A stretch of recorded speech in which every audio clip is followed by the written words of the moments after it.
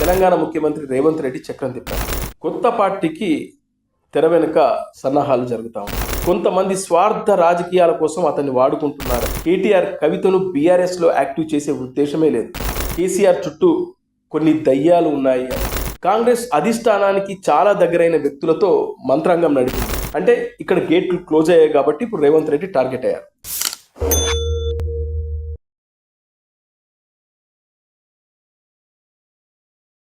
Hello friends, నేను రాజు గారు. Kalvakuntla family panchayat నడి రోడ్డు మీదకి వచ్చింది. కొత్త పార్టీకి తెర వెనుక సన్నాహాలు జరుగుతూ ఉన్నాయి.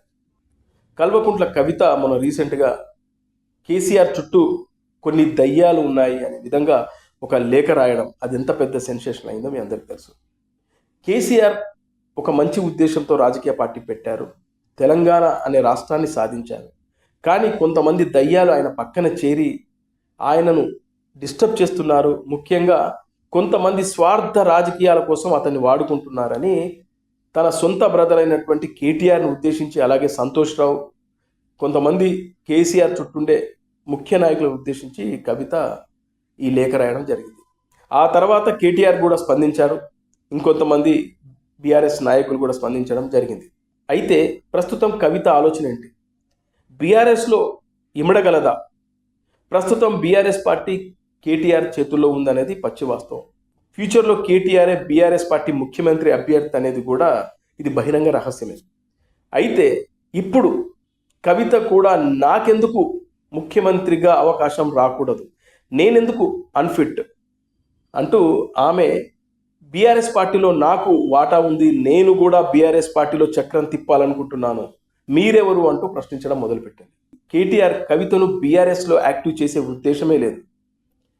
అందుకే ఇదంతా గ్రహించిన కవిత ఇప్పుడు ఆమె కాంగ్రెస్ పార్టీలో చేరాలని ఒక ఆలోచన చేసింది. కాంగ్రెస్ అధిష్టానానికి చాలా దగ్గరైన వ్యక్తులతో మంత్రాంగం నడిపింది. రాహుల్ గాంధీ, సోనియా గాంధీ వరకు కవిత కాంగ్రెస్ పార్టీలోకి రావాలనుకుంటుంది అనే విధంగా వాళ్ళతో చర్చలు జరిగాయి.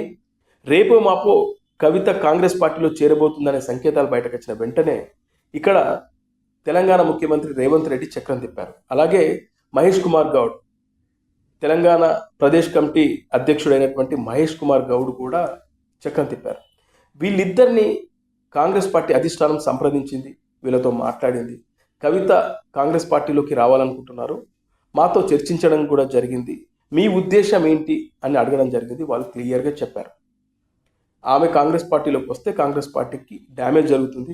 ముఖ్యంగా ఇక్కడ బీఆర్ఎస్ పార్టీని, కల్వకుంట్ల ఫ్యామిలీని డిస్టర్బ్ చేసింది కాంగ్రెస్ అనే సంకేతాలు జనాల్లోకి వెళ్ళే అవకాశాలు ఉన్నాయి. కాబట్టి ఆమెను మన కాంగ్రెస్ పార్టీలోకి తీసుకోవడం వల్ల కాంగ్రెస్ పార్టీకి నష్టమే తప్పితే లాభం లేదు అనేది ఇక్కడ రేవంత్ రెడ్డి మరియు మహేష్ కుమార్ గౌడ్ కాంగ్రెస్ పార్టీ అధిష్టానానికి చెప్పడం జరిగింది. రేవంత్ రెడ్డి అలాగే టీపీసీసీ అధ్యక్షులు మహేష్ కుమార్ మాటలను నమ్మి కవితకు నో చెప్పడం జరిగింది కాంగ్రెస్ పార్టీ అధిష్టానం.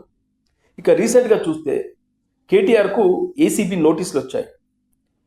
అప్పుడు కేటీఆర్ ఒక ట్వీట్ చేశారు, దానికి మద్దతుగా కవిత కూడా తన బ్రదర్కు మద్దతుకు ఒక ట్వీట్ చేసింది రేవంత్ రెడ్డిని ఉద్దేశించి. రేవంత్ రెడ్డి ఇక్కడ చిల్లర రాజకీయాలు చేస్తున్నాడు అంటూ ఒక ట్వీట్ చేయడం కూడా జరిగింది. అంటే మొన్నటి వరకు కాంగ్రెస్ పార్టీలో చేరబోతుంది అనే సంకేతాలు వచ్చినంత వరకు కవిత సైలెంట్గా ఉంది. ఎప్పుడైతే రేవంత్ రెడ్డి, మహేష్ కుమార్ గౌడ్ చక్రం తిప్పారో, ఈమె లోపలికి కాంగ్రెస్ పార్టీలోకి రానివ్వకుండా చేశారో, ఆ వెంటనే ఈమె కవిత రేవంత్ రెడ్డిపై ఫైర్ అవుతూ ఒక ట్వీట్ చేయడం కూడా జరిగింది. ఇప్పుడు రేవంత్ రెడ్డిని టార్గెట్ చేసుకొని తీవ్ర స్థాయిలో స్పందిస్తూ ఉంది కవిత. అంటే ఇక్కడ గేట్లు క్లోజ్ అయ్యాయి కాబట్టి ఇప్పుడు రేవంత్ రెడ్డి టార్గెట్ అయ్యారు. ఇక ఇది పక్కన పెడితే ఈమె కొత్త పార్టీ పెట్టబోతున్నట్లుగా ఒక విశ్వసనీయ సమాచారం. ముఖ్యంగా ఈమె తెలంగాణ జాగృతి అనే పేరుతో ఒక సంస్థ నడుపుతూ ఉంది. అయితే ఈ తెలంగాణ జాగృతి పేరుతోనే ఆమె పార్టీ పెట్టబోతున్నట్లుగా వార్తలు వస్తుంది. దానికి సంబంధించినటువంటి అంటే పార్టీని రిజిస్ట్రేషన్ చేసుకునే కార్యక్రమాలు కూడా జరగబోతున్నాయి. అంతేకాకుండా తెలంగాణకు సంబంధించినటువంటి ఏదైతే తెలంగాణ రాష్ట్ర సాధన పోరాటంలో పనిచేసినటువంటి కొంతమంది మేధావులను, అలాగే సోషల్ మీడియా ఇన్ఫ్లుయెన్సర్స్తో కూడా రీసెంట్గా కవిత ఇంట్లో ఒక పెద్ద మీటింగ్ కూడా జరిగింది. నేను సొంతంగా పార్టీ పెట్టి జనాల్లోకి వెళ్తే ఎలా ఉంటుంది అనే ఒక సర్వే కూడా స్టార్ట్ చేశారు. అంటే ఇక్కడ తెలంగాణలో బీజేపీ, బీఆర్ఎస్, కాంగ్రెస్ పార్టీ ఈ 3 పార్టీలు మాత్రమే ఉన్నాయి. తెలుగుదేశం పార్టీ, జనసేన పార్టీ ప్రస్తుతానికి అంత యాక్టివ్గా లేవు. అయితే షర్మిల ఇక్కడ పార్టీ పెట్టినా కూడా ఆమె క్లోజ్ చేసేసుకొని వెళ్ళిపోయింది. ఇప్పుడు 4వ పార్టీకి అవకాశం ఉంది. ఎందుకంటే ఏదో ఒక పార్టీతో మనం పొత్తులోకి వెళ్ళి కొన్న సీట్లు గెలుచుకొని మనం చక్రం తిప్పొచ్చు అనేది ఇక్కడ కవిత ఆలోచన. అందుకే కవిత ఏం చేస్తుందంటే ఇప్పుడు తను సొంతంగా ఒక రాజకీయ పార్టీ పెట్టి, అది కూడా తెలంగాణ జాగృతి పేరుతో రాజకీయ పార్టీ పెట్టి జనాలకు వెళ్ళాలనుకుంటుంది. ముఖ్యంగా షర్మిల ఏదైతే పాదయాత్ర చేసిందో ఎగ్జాక్ట్లీ అలాగే ఆమె పాదయాత్ర కూడా స్టార్ట్ చేయబోతున్నట్లుగా ఒక విశ్వసనీయ సమాచారం. సో మొత్తానికి కవిత తెలంగాణలో తన తండ్రికి, తన అన్నకు పోటీగా ఒక కొత్త రాజకీయ పార్టీని తెరపైకి తీసుకురాబోతుంది. దానికి సంబంధించిన జూన్ 2వ తేదీన అఫీషియల్గా కూడా అనౌన్స్ జరగబోతున్నట్లుగా వార్తలు వస్తున్నాయి. ఇది సంగతి.